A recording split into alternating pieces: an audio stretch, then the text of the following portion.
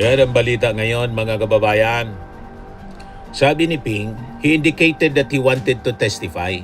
So I said yes.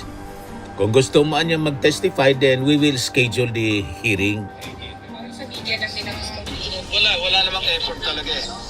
Wala daw effort? Sorry, not insistence. Walang effort na makipag-usap na baka pwedeng tawagin. Pero in-offer nyo na sir, di ba? In-offer ko na, yan. Matindi itong kwento dito sa Bilyonaryo News. Oh. Contrary to human experience, AMLAC says Cabral's bank transactions exploded to 1.5 billion pesos after she became DPWH USEC and alleged gatekeeper of kickbacks for Villar, Bunuan, Bernardo. Yan ang balita ngayon mga kababayan dito sa Bilyonaryo News.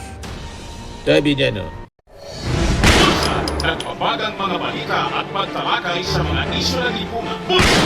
Opinyon, banat at paglalantad sa katotohanan. Bulsa! What you see is what you get. You decide.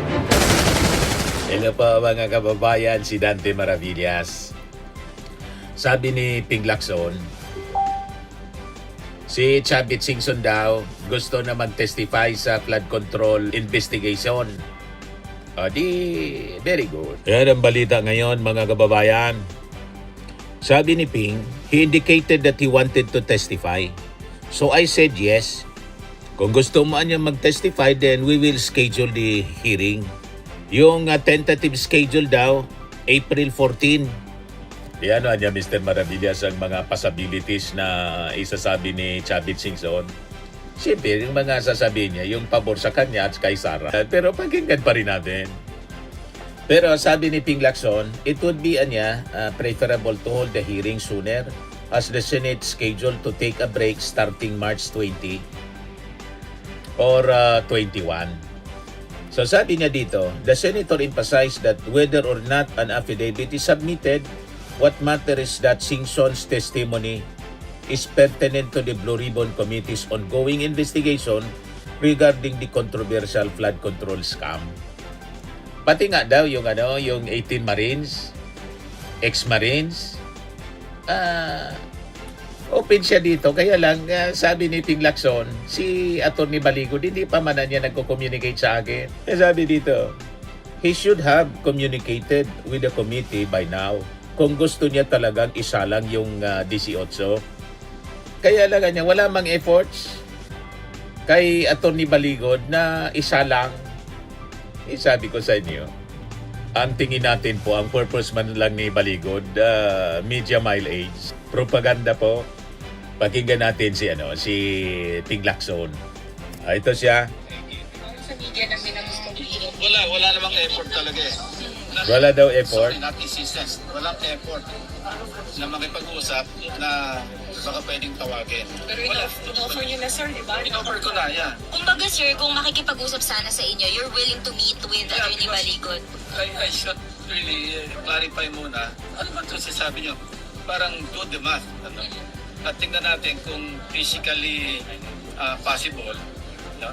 Logistically possible, pwede pag-usapan natin at iisa lang natin. Kasi ayoko lang iwasan ko yung mag-hearing ka, mauwi lang sa contempt. Kasi hindi man magsasabi ng Wala totoo. pa kami lugar dito, 18 yung inukulong mo. Makukontent lang. Hindi ko man maiwasan kung mayroong mag-motion, to cite them in contempt of the committee. So mag-motion dyan, tapos magbobotohan kami, ko ipakulong. So walang betting kay Governor Chavit? Well, he's a former governor. Kaya I leave it up to him to justify his presence. Mag-testify siya. Anyway, makita na niya naman yung credibility or incredibility whichever the case.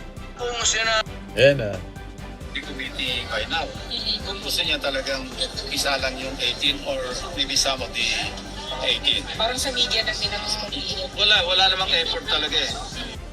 Nakalata mga kababayan na parang sa media man lang gusto nila mag-press con ng mag-press con.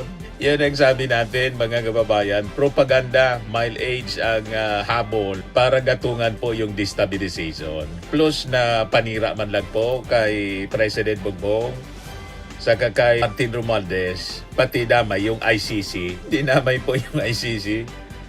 Ngayon, ito yung development ng balita tungkol kay Cabral. Matindi itong kwento dito sa Billionaire News. Contrary to human experience, AMLAC says Cabral's bank transactions exploded to 1.5 billion pesos after she became DPWH USEC and alleged gatekeeper of kickbacks for Villar, Bonoan, Bernardo. Yan ang balita ngayon mga kababayan dito sa Billionaire News. Sabi niya, the former DPWH Undersecretary Maria Catalina Cabral had racked up a total of 1.4 billion pesos ng deposits and withdrawals over the last 10 years daw. Most of it made during the peak of the flood control scam under the Marcos administration. Di Marcos administration pala niya, Mr. Maravillas, ang salarin. Kaya nga po nagpaimbestiga yung ating Pangulo.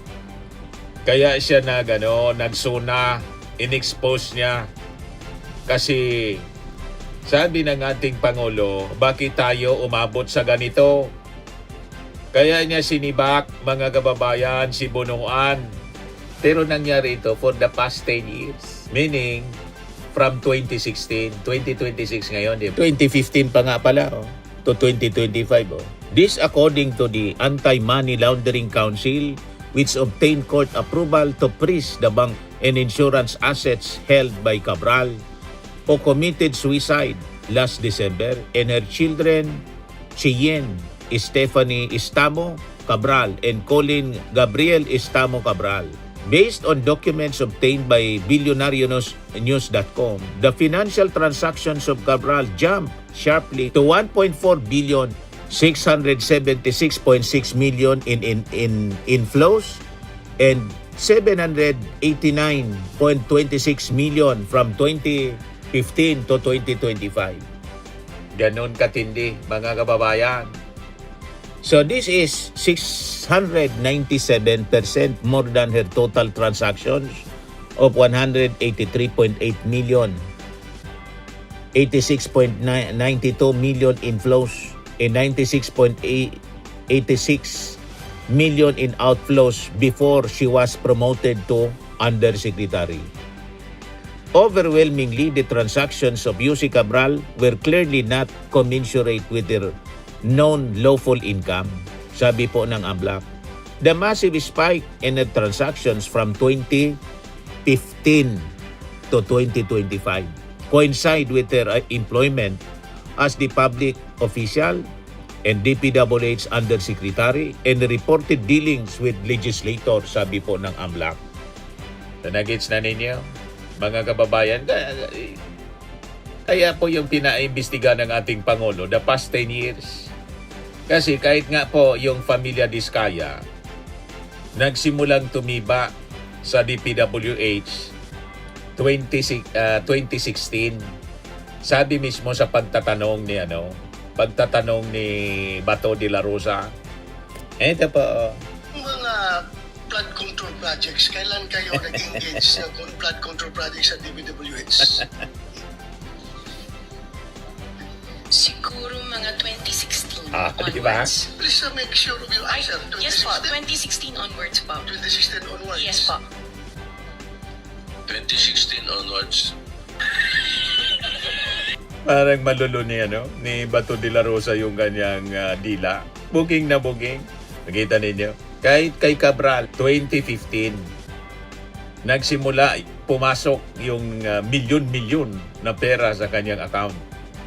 So sabi dito, the AMLAC freeze order covered 31 bank accounts held by Cabral and her children spread over Bank of the Philippine Islands, BDO Unibank, Land Bank of the Philippines, Metropolitan Bank and Trust Company, Philippine National Bank, and Security Bank Corporation. It also covered 21 insurance policies and investment accounts with the Allianz, PNB Life Insurance, FWD Insurance, PNB Capital and Investment, and BPI Wealth Trust. AMLAC investigation showed that as Undersecretary Cabral held salary grade 30, equivalent to about 213 200,000 to 228,000 pesos a month man lang. In her Know Your Client files with PNB in Land Bank, she declared a monthly salary of 100,000 to 500,000 pesos. Ganun lang kababa yung kanyang sweldo, mga kababayan, pero naging multi-millionaire, billionaire pa nga. So, the AMLAC described the explosion in Cabral's bank transactions as contrary to human experience, particularly during the height of the alleged flood control anomalies from 2022 to 2025. During that period, Cabral's placements in BPI wealth surged to 110 million while inter-account transfer rose to 150.2 million pesos. So sabi dito sa balita, AMLAC's case against Maria Catalina Cabral drew heavily from the testimony of former DPWH Undersecretary Roberto Bernardo, who portrayed her as the center gatekeeper of DPWH funds during the tenures of Secretary, now Senator Mark Villar, o panahon ni Digong, and later Secretary Manny Bonoan. Bernardo claimed Cabral was the gatekeeper of the department's infrastructure project, including the power to remove, add, delete, or modify insertions of items in the net for infrastructure or the National Expenditure Program, the government's budget blueprint.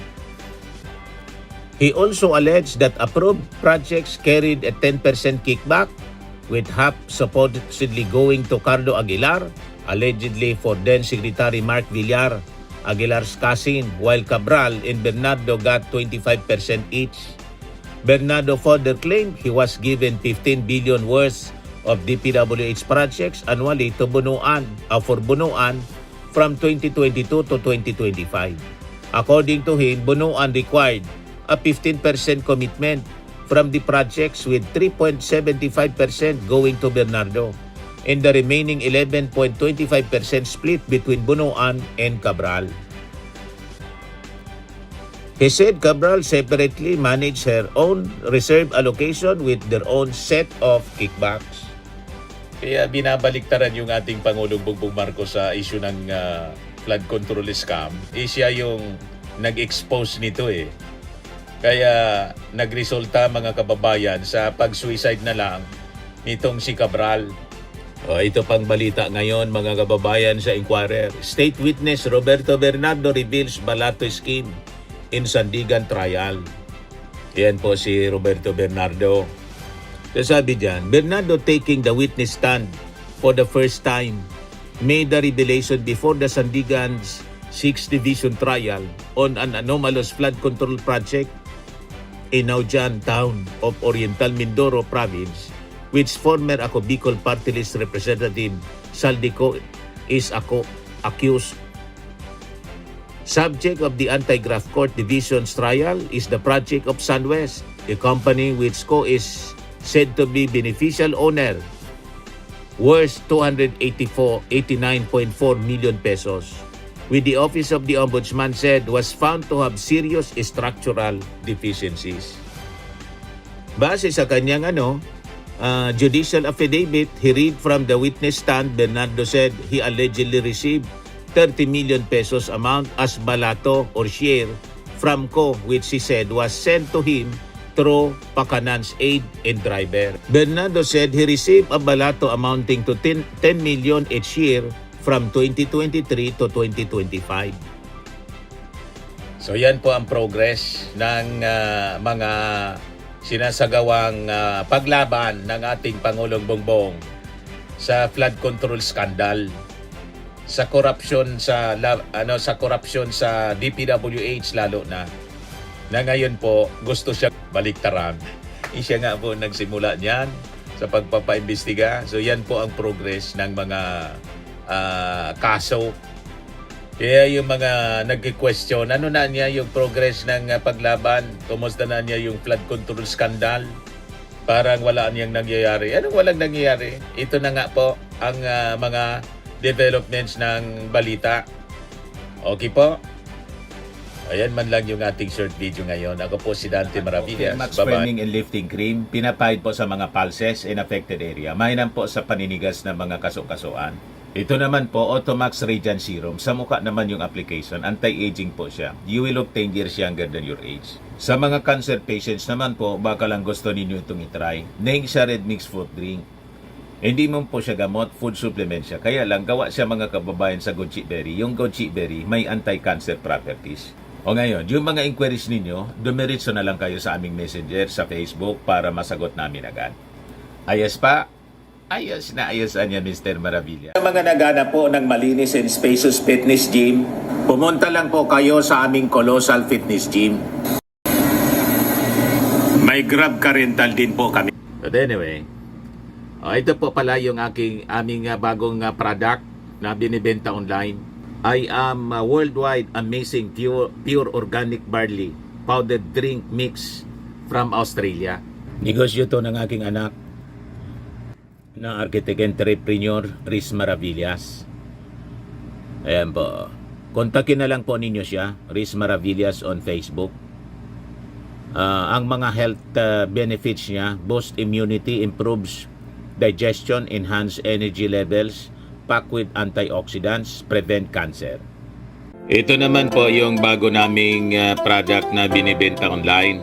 Eye Glow Serum, whitening po siya. Tingnan ninyo yung epekto sa aking anak na architect before and now. Yung mga inquiries po ninyo, dumiretso na lang kayo sa kanyang Facebook account, Riz Maravillas.